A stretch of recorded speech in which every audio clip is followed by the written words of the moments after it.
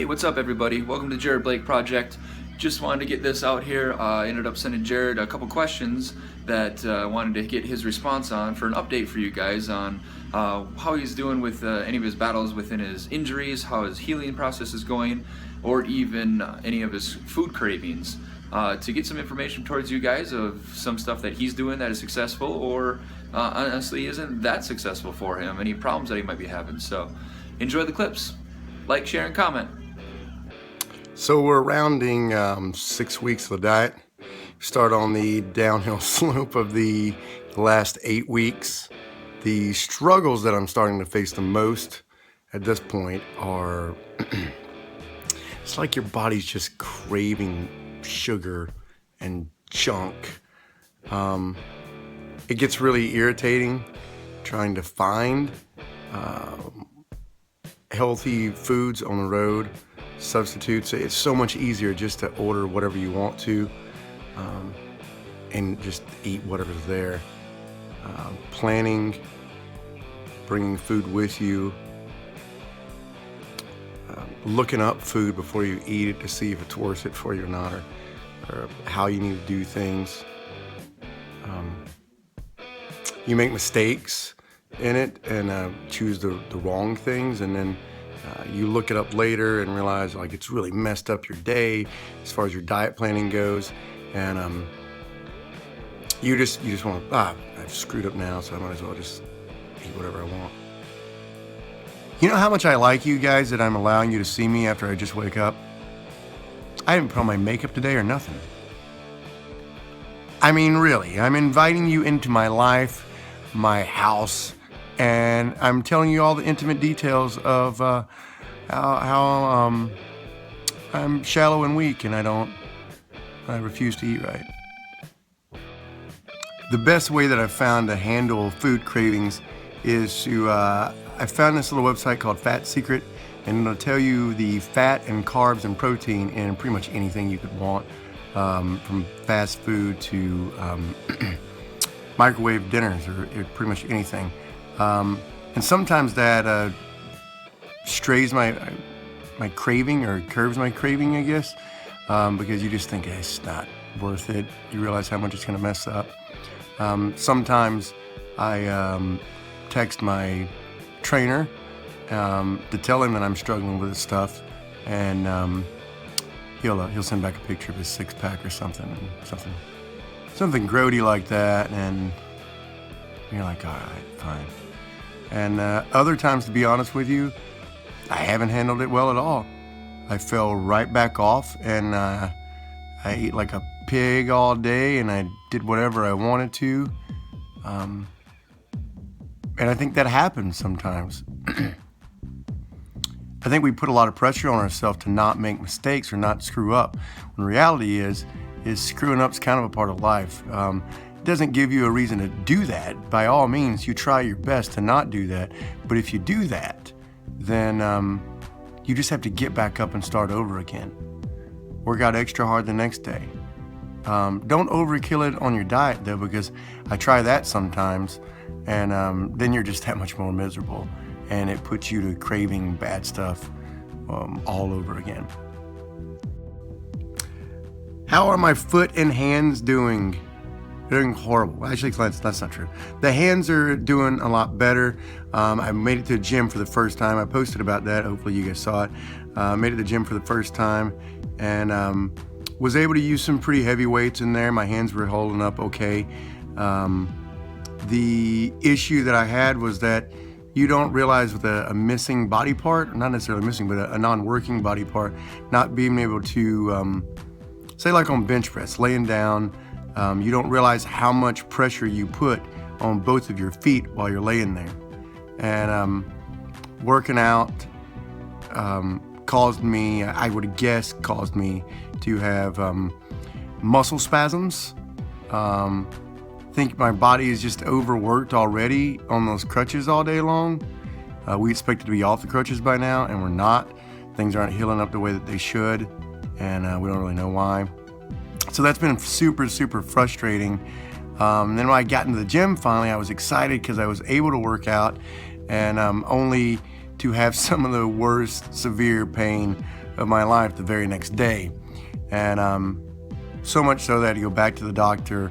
They put me on some pills to manage the pain a little bit. And so I'm back right where I started off of, actually that put me to not being able to work out at all for a full week.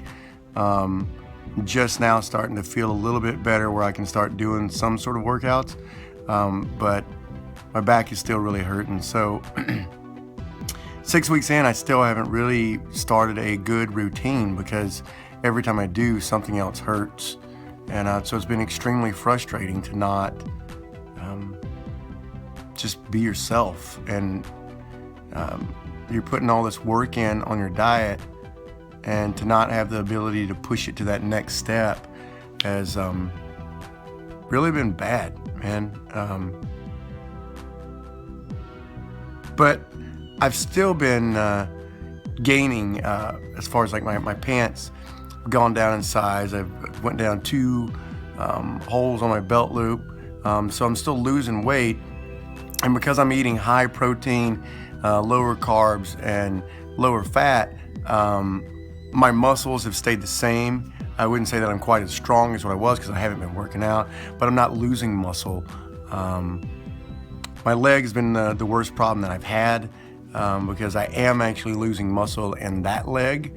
I don't know if it's some sort of nerve damage or what it is from the wreck, but it has shrunk like 1.5 inches smaller than my other thigh, and my calf isn't tensing up at all. But I did wiggle my toes today for the first time, so that was pretty cool. So that's been the hardest part about that.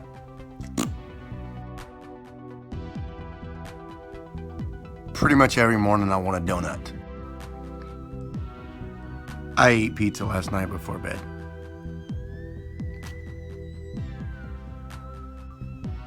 I see you. I really miss fried chicken and biscuits. So here's one of the things that I've also learned recently. When Sloan gave me the numbers of eat this much fat, eat this much carbs, and eat this much protein, I quickly started to learn how I could eat what I wanted and still stay at those numbers. Now, given that was by me using a lot of protein powder, because if I were to eat enough protein, I would use up all my carbs and all my fat to get that much. So I started substituting a lot of protein shakes.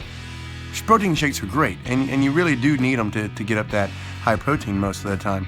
But if you eat like 6 to 8 small meals a day, you can also do it.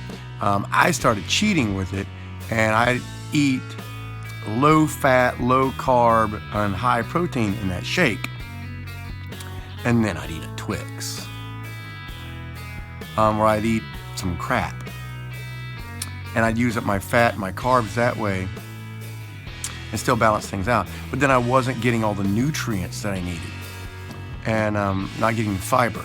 And let me tell you something, when you're eating a large quantity of protein and not enough fiber, you're gonna find out that you're not eating enough fiber.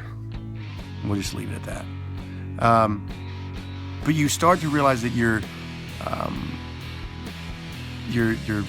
hurting your body, and you're not giving your body the energy because you're not taking all the other vitamins in that you need. So you really have to still think about eating good vegetables every day with every meal, and a lean meat. Sometimes you eat a little fattier meat, like a filet or something like that, some steak or beef or something. I eat a lot of ground turkey, chicken breast. If I'm going to eat steak at all, I typically eat a filet because it's a little bit leaner. With the steak, with a decent filet, say if you eat 40 grams of fat, you'll also get 40 or 50 grams of protein, which is not bad. The chicken, on the other hand, you only take in like 2 or 3 grams of fat, and you get like 25, 30 grams of protein. So much better bang for your buck. The vegetables I've let slide a lot and just stayed focused on those 3 things that he said, and I find that my body's just not doing well. And then you realize, oh well, I only drank 1 glass of water yesterday, and I really should be drinking like a gallon a day. And I haven't really eaten any vegetables in like a week. And you can keep losing weight that way, but you don't have the energy that you need. And so keep that in mind, that you still need to balance things out with those numbers. Of you learn the basic food groups when you were a kid. You learn things that you were supposed to eat together. Use that knowledge with what Sloan is giving you, and make good choices. Something rare, because in the past, whenever I've dieted, I lost the muscle first. And because of the amounts of protein and fat and carb that Sloan has me eating, the muscles haven't deteriorated at all, except for where I'm injured. I would say that I would have seen a lot more changes in the opposite way physically had I not been doing this diet correctly, because being laid up in bed so much, not being able to be physically active as what I normally would, I've seen enough decrease in fat so far that I actually don't mind crutching around the house shirtless, so that's cool. There's not very much hanging over the belt at all, but I do very much wish I could work out more and see more physical results. Mentally, some days I feel like I can take on the world because of the food, because of the choices that I'm making. And some days the injury sneaks in, and part of it's probably just dieting and making those right choices gets old sometimes. You just get tired of it. You want to be able to eat a Snickers like everybody else. You want to eat a Twix like everybody else. You want to do whatever everybody else is doing. At the same time, do you want the results that everybody else has got? That's the difference. You know, I had this conversation with my kids the other day. They're like, how come you expect so much out of us, and why do you expect us to be better than other kids? And I was like, because the majority of people have jobs that they don't necessarily like. The majority of people, they have a body that they don't necessarily like. The majority of people have all these things that they don't like about themselves. And I'm one of those people. I have tons of things that I don't like about me. My choices to that are, I can either do something above and beyond what most people do and get results that are above and beyond what most people do and be excited about those, or I can be okay with wherever I'm at. I'm the type of person that I feel like I'm either moving forward and up or I'm moving backwards, but that's just me. There's no standing still for me. That's probably that addict nature in me. But to be honest, most of us all probably have a little bit of that addict nature in us. Mentally, that's been the hardest part of all of this. Mentally not being able to do physically what I want to do, it's been mentally draining. Part of it we haven't talked about too is that I have a concussion on top of it. And so mentally I'm not up to speed at all. I say all this not for you to feel sorry for me, but for you to understand as well, if I can do this with fractures in my hands, a broken heel, fractures, torn ligaments, tendons in my foot, muscle damage in my foot, in my calf, in my thigh, torn ligaments, tendons in my back, slip disc, and a concussion. If I can lose weight and change my life on one foot, you can do this as well. On one foot and on the road full time, living out of convenience stores and fast food places. You can do this. You can, I promise. You should. You should try it. You should do this. Check out Sloan. Go to his website. Check him out. You will not be disappointed in this guy. He's been a freaking miracle worker to me so far. And Sloan, I appreciate everything you're doing for me, buddy. I hope that these people out there are listening and watching, and that they will take heed to my advice and check you out and find out what's up, right? And I'm going to shake this camera a little bit more.